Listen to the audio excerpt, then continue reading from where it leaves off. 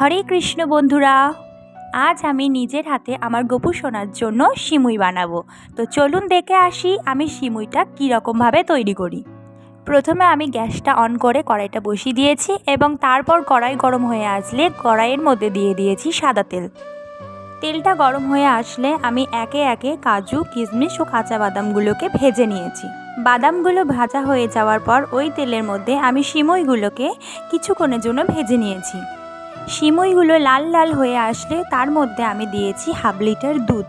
দুধটা ফুটে আসলে এরপর আমি ওর মধ্যে দিয়েছি আগে থেকে ভেজে রাখা কাজু, কিশমিশ এবং চিনি।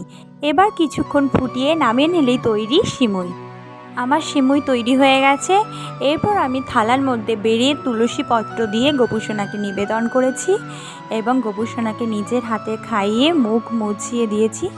তো বন্ধুরা, আপনাদের কেমন লাগলো ভিডিওটা আমাকে কমেন্টে অবশ্যই জানাবেন এবং যাওয়ার আগে একবার বলে যান হরি বল।